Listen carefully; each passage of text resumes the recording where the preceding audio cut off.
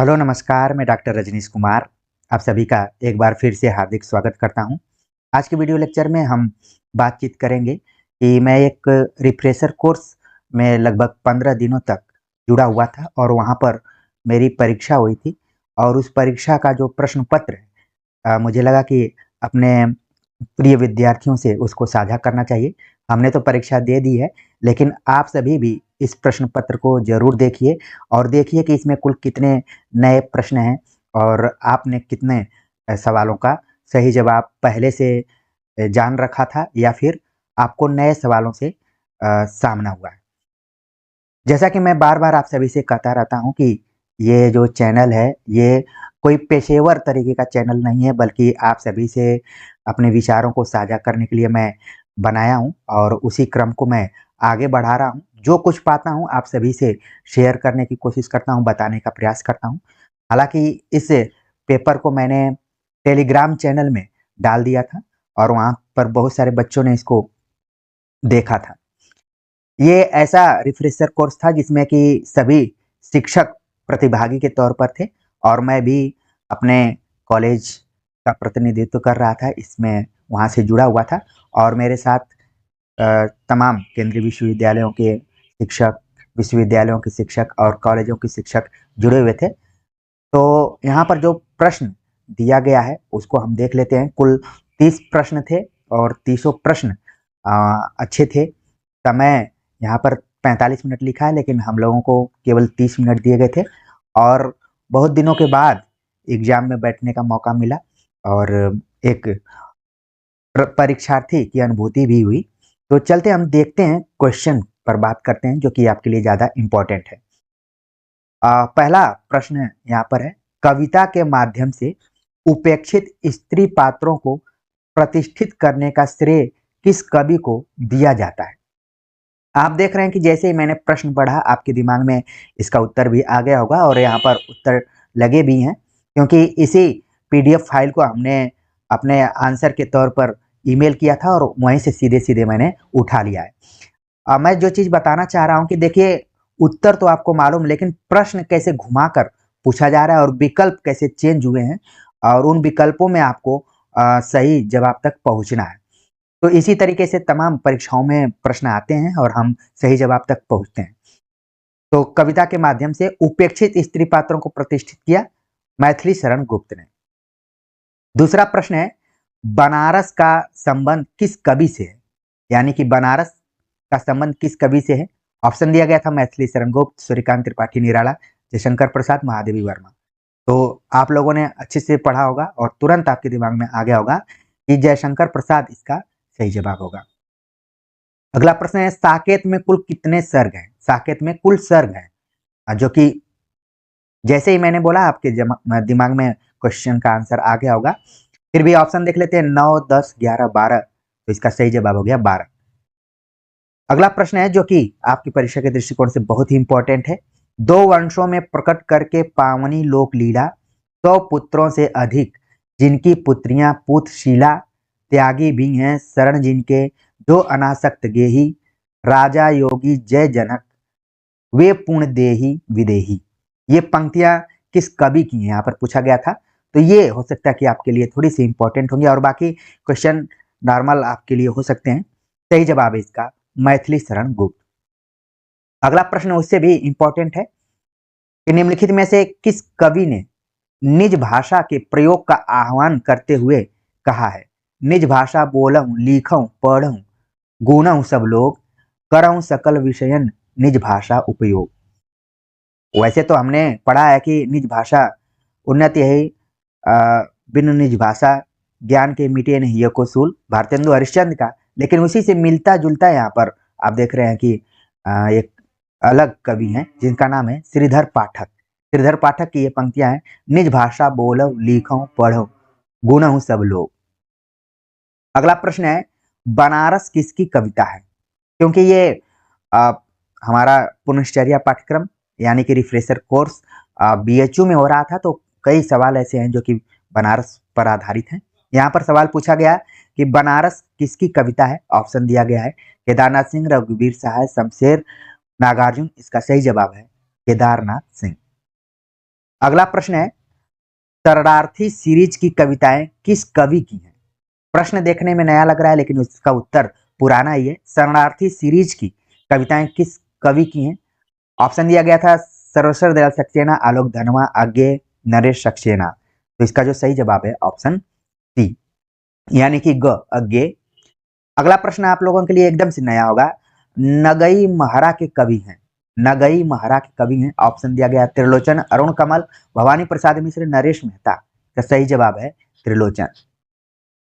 अगला प्रश्न है, शमशेर बहादुर सिंह की कविता है। ऑप्शन दिया गया था उषा, दोपहर में दृश्य, रामदास, पैदल आदमी। इसका सही जवाब है उषा नाम की जो कविता है वो शमशेर बहादुर सिंह की है। अगला प्रश्न है, जिनके मुंह में कौर मानसा का। देखिए ये पंक्ति छोटी सी दी गई है और पूछा गया कि किसकी पंक्ति है। जिनके मुंह में कौर मानसा का। ऑप्शन दिया गया राजेश जोशी, वीरेंद्र डंगवाल, मंगलेश डबराल, अरुण कमल। ऑप्शन में जितने नाम दिए गए हैं सब एक तरीके से समकालीन कवि हैं और इनकी सभी कविताओं से आप सभी को परिचित होना चाहिए। आगे इस पर मैं बातचीत भी करूंगा। आज जिनके मुंह में कौर मासा पंक्ति है जो है अरुण कमल की है, इसको बिल्कुल ध्यान में रखिए। अगला प्रश्न है, साहित्य अकादमी पुरस्कार दिनकर को उनकी किस रचना पर प्राप्त हुआ था? ऑप्शन दिया गया था संस्कृति के 4 अध्याय, उर्वशी, रेणुका, दशवंती। सही जवाब है, बल्कि यहाँ पर रसवंती होना चाहिए था लेकिन जो भी पेपर बनाया है तो उसमें सही जवाब है ऑप्शन ए, संस्कृति के 4 अध्याय पर दिनकर को साहित्य अकादमी पुरस्कार मिला हुआ था। अगला प्रश्न है, अर्धनारीश्वर किसका कल्पित रूप है? विष्णु लक्ष्मी, इंद्र सची, शिव पार्वती, कोई नहीं। सही जवाब है ऑप्शन सी, शिव पार्वती। अगला प्रश्न है, दिनकर को अग्नि संभव कवि कहकर किसने संबोधित किया है? ये मेरे लिए भी नया प्रश्न था जिसको कि मैंने खोजने का प्रयास किया, मिला नहीं है लेकिन हमने अनुमान से इसका सही जवाब यहाँ पर बेनीपुरी लगाया है। और जैसे इसका HRDC BHU के द्वारा आंसर पता चलेगा मैं इसको कम्युनिटी बॉक्स में या फिर कमेंट्स में जरूर रखूंगा। फिर भी आप लोग इसको ध्यान में रखिए। दिनकर को अग्नि संभव कवि किसने कहा था आप लोग भी सर्च कीजिए। ऑप्शन में महादेवी वर्मा, बच्चन, प्रेमचंद, बेनीपुरी दिया हुआ है। तो मैंने सबसे निकट बेनीपुरी के कथन को ही समझा है। ठीक है, तो अभी तक इसको बेनीपुरी ध्यान में रखिए, बाकी क्वेश्चन को जरूर ध्यान में रखिए। मेरी कोशिश ये थी कि आप लोग प्रश्न को देखें, उत्तर तो मिल जाएगा। अगला प्रश्न है, दिनकर को ज्ञानपीठ पुरस्कार किस कृति पर मिला था? अभी आपने देखा ऊपर साहित्य अकादमी से संबंधित दिनकर से रिलेटेड क्वेश्चन था, यहाँ पर पूछ लिया गया ज्ञानपीठ पुरस्कार। तो जैसे ही मैंने बोला आपके दिमाग में तुरंत आंसर आ गया होगा, सही जवाब है उर्वशी। अगला प्रश्न है, बस एक बार नाच तू श्यामा, बस एक बार नाच तू श्यामा किसकी कविता की पंक्ति है? ऑप्शन दिया गया प्रसाद, दिनकर, पंत, त्रिपाठी, सूर्यकांत त्रिपाठी निराला। इसका सही जवाब हो गया ऑप्शन डी, सूर्यकांत त्रिपाठी निराला। अगला प्रश्न है, निम्नलिखित में से कौन सी रचना पंत की प्रगतिवादी रचना मानी जाती है? आमतौर पर एग्जाम परीक्षाओं में जो भी एजेंसियां हैं कुछ न कुछ क्वेश्चंस को इधर उधर बना देती हैं और यहाँ पर भी HRDC BHU ने भी जो भी पेपर बनाया था उसमें भी थोड़ा सा आप देख रहे हैं कि दो ऑप्शन एक ही टाइप के दिख रहे हैं यहाँ पर। ठीक है, और युगांत को युगांतर लिख दिया गया है, यानी कि प्रूफ रीडिंग और गंभीरता की कमी रही यहाँ पर। फिर भी हमें ऐसे प्रश्नों को टैकल करना चाहिए क्योंकि ऐसा नहीं है कि इसी क्वेश्चन पेपर में इस तरीके के प्रश्न पूछ लिए जाते हैं। बड़े बड़े परीक्षाओं में भी ऐसी गलतियां हो जाती हैं। पंत की प्रगतिवादी रचना कौन मानी जाती है? तो विकल्पों के आधार पर मैंने इसको ग्राम्य सही माना है। अगला प्रश्न है, किस कवि को ज्ञानपीठ पुरस्कार नहीं मिला है? ज्ञानपीठ पुरस्कार किस कवि को नहीं मिला है? ऑप्शन जैसे ही आपने देखा होगा तुरंत आपके दिमाग में आया होगा कि जयशंकर प्रसाद इसका सही जवाब होगा। अगला प्रश्न है, भक्ति काल के प्रथम कवि इनमें से कौन है? भक्ति काल के प्रथम कवि इनमें से कौन है? तो जन्म काल के दृष्टिकोण से इसका सही जवाब होगा ऑप्शन डी, नामदेव।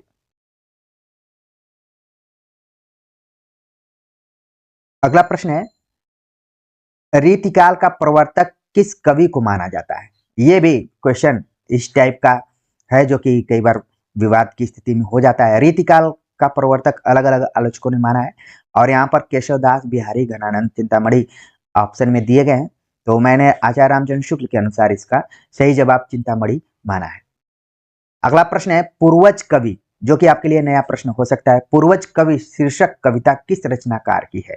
ऑप्शन दिया गया है महेश वर्मा, रमेश वर्मा, अनिकेत वर्मा और कात्यायनी। तमाम ऑप्शन दिए गए, इसका सही जवाब है महेश वर्मा। पूर्वज कवि महेश वर्मा की कविता है। तो ये एकदम समकालीन कवि, आपके लिए नए कवि हो सकते हैं।